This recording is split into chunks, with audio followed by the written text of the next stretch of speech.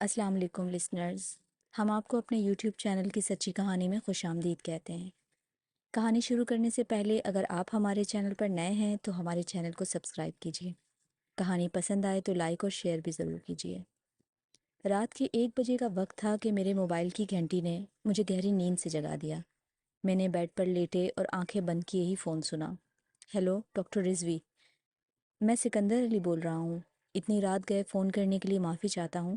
میں اس وقت کراچی آیا ہوں۔ تمہاری بھابھی کی طبیعت خراب ہے، پریگننسی کیس ہے۔ ایک احسان کرو، اس کو اپنے اسپتال میں داخل کروا دو، میں صبح پہنچ جاؤں گا۔ ٹھیک ہے سکندر، میں کچھ کرتا ہوں۔ میں نے یہ کہہ کر فون بند کر دیا۔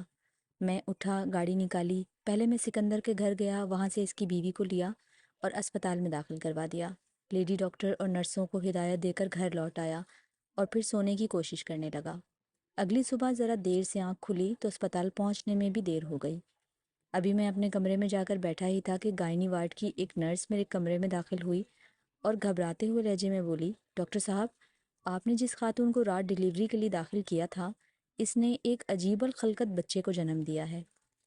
نرس کی بات سن کر میں پریشان سا ہو گیا۔ میں اٹھا اور اس کے ساتھ ہو لیا۔ میں گائنی وارڈ کے کمرے میں پہنچا تو سکندر کی بیوی بیڈ پر لیٹی تھی۔ اس کے پہلو میں جو بچہ لیٹا ہوا تھا، اس کا سر، چہرہ، آنکھیں، منہ اور گردن تو انسانی شکل میں تھا، مگر اس کا باقی نچلا دھڑ سارا کا سارا سانپ کی شکل میں تھا۔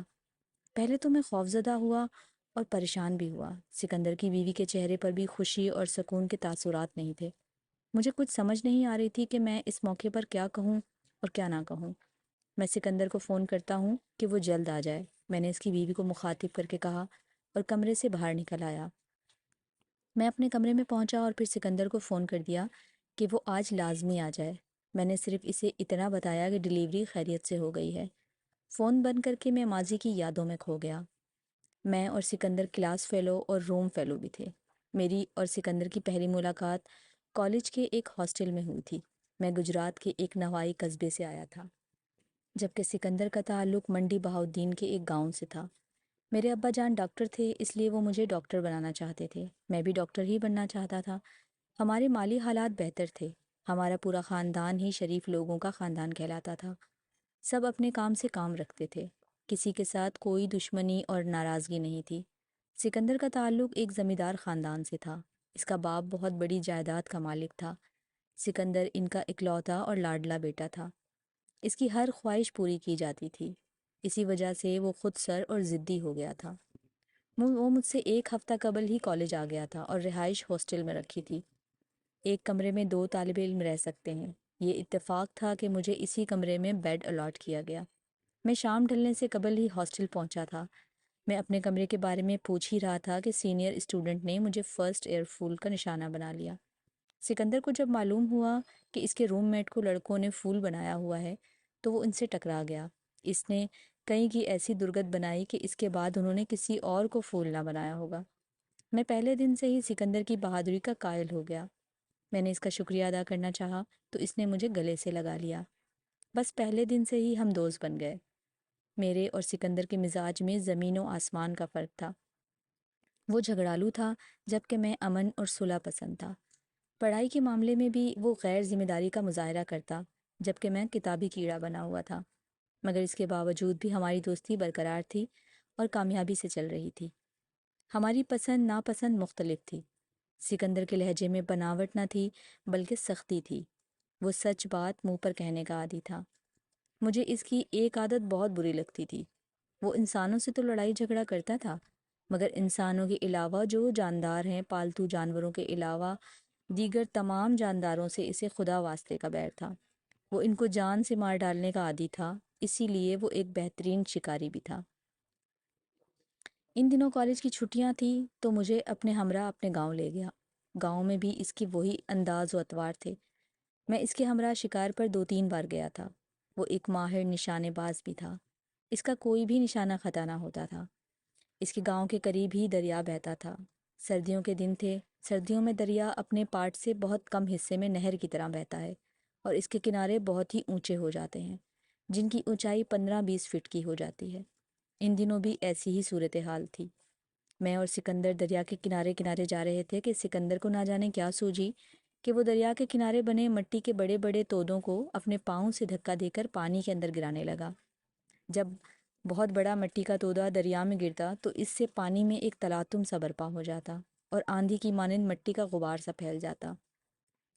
اس کھیل سے سکندر بہت خوش ہو رہا تھا، جبکہ مجھے یہ سب بہت ناگوار گزر رہا تھا۔ میرے منع کرنے کے باوجود بھی سکندر اس کھیل کو جاری رکھے ہوئے تھا۔ میں بے چارگی سے اسے دیکھ رہا تھا اور ساتھ ہی خوفزدہ بھی ہو رہا تھا کہ کہیں کوئی ناخوشگوار واقعہ نہ پیش آ جائے۔ اسی طرح بڑے بڑے مٹی کے تودوں کو گراتے ہوئے سکندر نے مٹی کے ایک بڑے ڈھیر کو دھکا دیا تو وہ دریا میں گرا۔ تلاطم بپا ہوا۔ غبار جب بیٹھ گیا تو ہمیں اس مٹی کے تودے کی تہہ میں نہایت ہی چمکیلے سانپ کے بچے دکھائی دیے۔ سکندر کے دماغ میں نہ جانے کیا سمایا کہ اس نے کچھ فاصلے پر پڑے ہوئے ایک بڑے سے پتھر کو اٹھایا اور بلندی سے زور لگا کر سانپ کے بچوں کے اوپر پھینک دیا۔ وہ پتھر اتنا بھاری تھا کہ تینوں سانپ کے بچے دب کر مر گئے۔ سردی کے موسم میں سانپ لمبی نیند سوتے ہیں اور موسم بدلنے کے بعد تازہ دم ہو کر باہر آتے ہیں۔ جب ہم واپس گھر لوٹنے لگے تو میں نے دیکھا کہ ایک ناگن کیچڑ والے پانی سے نکلی اور اس پتھر کے گرد چکر کاٹنے لگی، جس کے نیچے اس کے بچے دب کر مر گئے تھے۔ میں اور سکندر واپس گھر کی طرف چل پڑے۔ میں بادل نخواستہ اس کے ساتھ چل رہا تھا، لیکن میرا دھیان پتھر کے نیچے دبے ہوئے سانپ کے بچوں کی طرف تھا، جبکہ سکندر کو اس کی بالکل پرواہ نہ تھی۔ اسے کیا معلوم تھا کہ اس کا یہ ایڈونچر اس کی زندگی میں تلخ تجربے کی شکل دھار لے گا اور ان معصوم جانوں کی موت اس کی آئندہ زندگی میں زہر گھول دے گی۔ میں 3 دن اس کے گاؤں میں گزار کر لوٹ آیا اور باقی چھٹیاں اپنے گھر والوں کے ساتھ گزاری۔ میں نے گھر والوں کو بھی سکندر کی اس حرکت کے بارے میں بتایا تھا۔ پھر وقت گزرنے کے ساتھ ساتھ میں اس واقعے کو بھی بھول گیا۔ پھر چند برس اور بیت گئے، میں ڈاکٹر بن گیا اور ایک سرکاری اسپتال میں جاب لگ گئی۔ سکندر نے F S C 3rd division میں کی اور پھر اپنے والد کے تعلقات کے بنا پر ایک سرکاری ادارے میں بطور انسپکٹر ملازم ہو گیا۔ اب ہماری ملاقات کبھی کبھار ہوتی تھی، کبھی کہ ہم دونوں کی مصروفیات کا بھی بڑھ گئی تھیں۔ ہم دونوں نے ہی شادی کر لی تھی۔ پہلے سکندر کی شادی ہوئی تھی جو اس کے والدین کی پسند تھی۔ زینت سکندر کی برادری کی تھی۔ صورت کے ساتھ ساتھ اس کی سیرت بھی خوب تھی۔ اس نے میٹرک تک تعلیم حاصل کی تھی، مگر اس کی بڑی خوبی یہ تھی کہ وہ حافظ قرآن تھی۔ شادی کے بعد بھی وہ نماز، روزہ اور دیگر دینی احکامات کی سختی سے پابندی کرتی تھی۔ دونوں میاں بیوی میں بہت ہی پیار تھا۔ ان کی جوڑی بھی لاکھوں میں ایک تھی۔ سکندر اس کی ہر خواہش پوری کرتا تھا، مگر وہ نماز روزے کی پابندی نہیں کرتا تھا۔ زینت اسے کہتی رہتی، مگر وہ اس کی طرف توجہ نہ دیتا۔ میں نے اپنی پسند سے شادی کی تھی۔ بشرا میڈیکل کالج میں میری کلاس فیلو تھی۔ وہاں سے ہی ہماری محبت کا آغاز ہو چکا تھا اور پھر ہماری شادی ہو گئی۔ بشرا ایک ماہر گائناکالوجسٹ ہے اور اسی اسپتال میں کام کرتی ہے جہاں میں جاب کرتا ہوں۔ یوں ہی 8 سال کا عرصہ بیت گیا۔ میں 2 بچوں کا باپ بن گیا، جبکہ سکندر اور زینت ابھی تک اولاد کی نعمت سے محروم تھے۔ میں اور بشرا بھی ان کے بارے میں فکر مند رہنے لگے۔ سکندر کے کہنے پر بشرا نے زینت کا ہر طرح سے چیک اپ کیا، اس کے مختلف قسم کے کئی ٹیسٹ کیے اور اس کو مکمل طور پر فٹ قرار دیا، مگر سکندر کو اس پر یقین نہ تھا۔ وہ کہتا تھا کہ میں تندرست ہوں، اگر کوئی خامی ہے تو زینت میں ہے۔ اس بات پر بشرا اور سکندر میں کئی بار تکرار ہوئی تو بشرا نے اسے ویسے ہی کہا کہ سکندر بھائی آپ بھی ٹیسٹ کرا لیں، اس میں حرج نہیں ہے۔ مگر یہ بات شاید اسے پسند نہ تھی کہ وہ اپنا معائنہ کرائے۔ وہ زینت کو ہی الزام دیتا تھا۔ ہمارے معاشرے کا یہ عجب المیہ ہے کہ ہر خرابی کے لیے عورت کو ہی مورد الزام ٹھہرایا جاتا ہے، حتیٰ کہ اولاد سے محرومی کی وجہ بھی عورت ذات ہی ٹھہرائی جاتی ہے، حالانکہ مرد کی شراکت اس میں بنیادی حیثیت رکھتی ہے۔ نہ جانے کیوں ہم دونوں میاں بیوی کو یہ شک بلکہ یقین تھا کہ نقص سکندر میں ہی ہے، زینت میں نہیں۔ مگر سکندر کسی صورت اپنی توہین برداشت نہ کرنا چاہتا تھا۔ اس نے ہمارے علاج سے مایوس ہو کر زینت کا دیسی علاج کروایا، تعویذ گنڈوں کا سہارا لیا، درباروں پر منتیں مانی، مگر وہ باپ نہ بن سکا۔ ہر طرف سے مایوس ہو کر اس نے ہتھیار ڈال دیے اور ایک روز میرے پاس آ کر کہنے لگا، ڈاکٹر رضوی، یار کر لو جو تمہیں کرنا ہے۔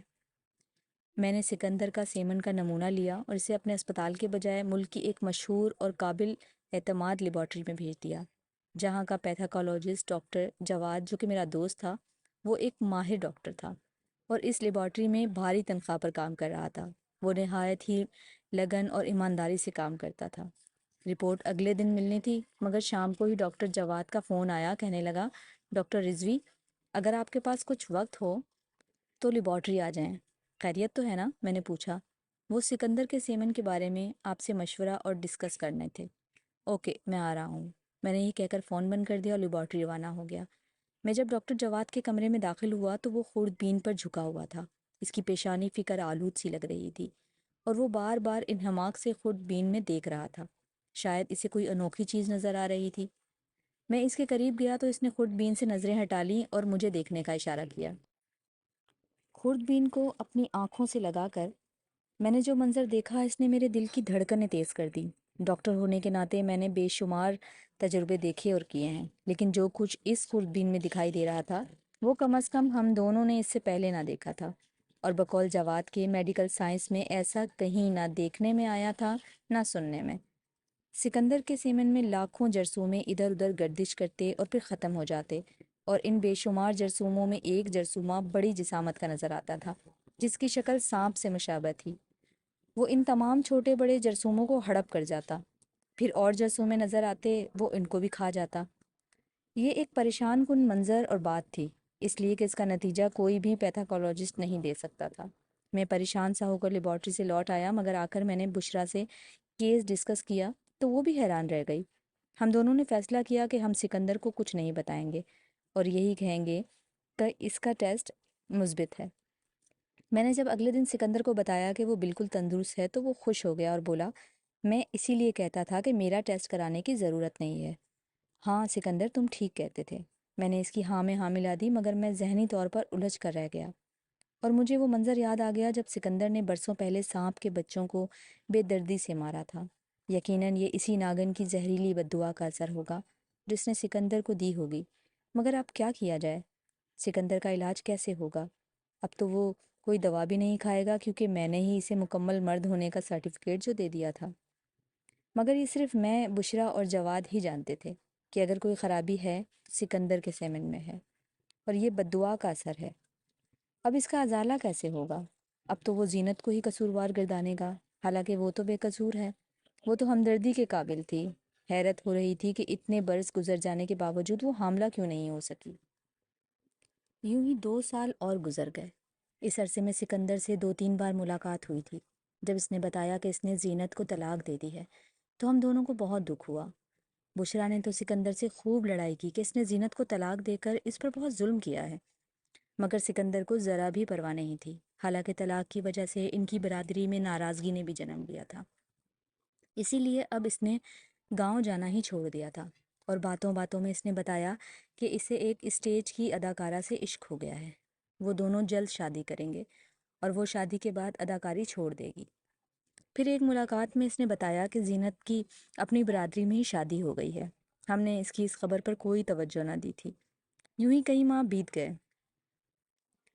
سکندر اس اداکارہ سے شادی بھی کر لی اور ہمیں دعوت نامہ بھی بھیجا، مگر میں نے جان بوجھ کر اس کی دوسری شادی میں شرکت نہیں کی تھی۔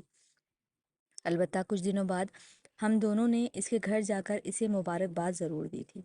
اس کی بیوی نادرہ بہت ہی خوبصورت تھی، مگر زینت کے مقابلے میں وہ زیرو تھی۔ نادرہ کے بارے میں اخبارات میں کئی اسکینڈل بھی آ چکے تھے، کئی کے ساتھ اس کا عشق بھی چلا تھا۔ نہ جانے سکندر کیسے اس کے دام میں پھنس گیا تھا۔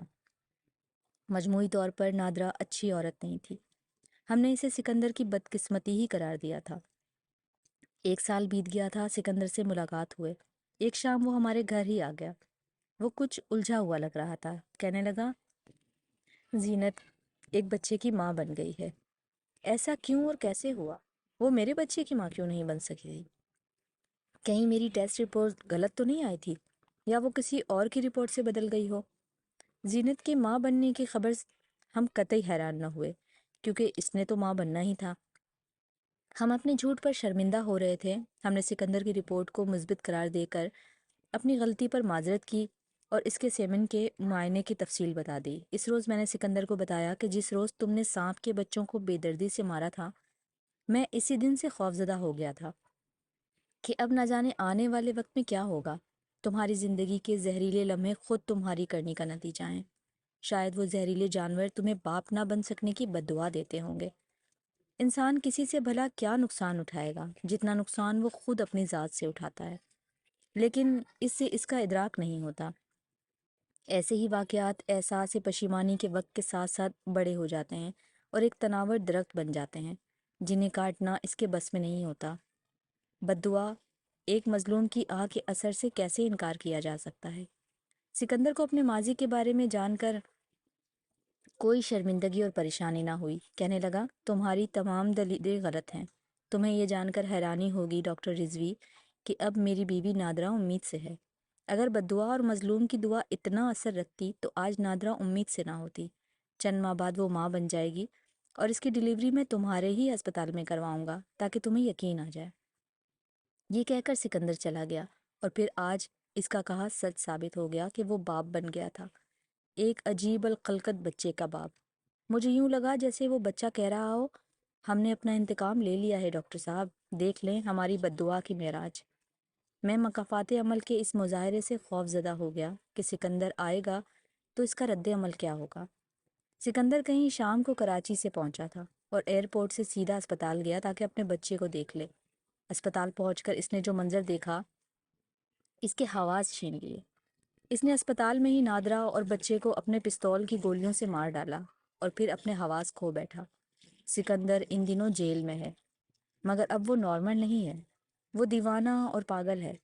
میں کبھی کبھار اس سے ملنے جیل جاتا ہوں مگر اب وہ مجھے پہچانتا ہی نہیں ہے۔ جیل والے اس سے اچھا سلوک کرتے ہیں مگر وہ ہر وقت خلاؤں میں گھورتا ہے۔ اس کا کھانا پینا دن بدن کم ہوتا جا رہا ہے، وہ دن بدن موت کی طرف بڑھ رہا ہے۔ میں اور بشرا کبھی کبھی اس نقطے پر بحث کرتے ہیں کہ زینت سکندر کی اولاد کو کیوں جنم نہ دے سکی۔ یہ اس کے حافظ قرآن ہونے کا ہی فیض ہے، ورنہ وہ اگر سکندر کے بچے کی ماں بنتی تو اس کا بچہ بھی نادرہ کے بچے کی طرح ہو سکتا تھا، پھر اس کا انجام بھی نادرہ جیسا ہی ہوتا۔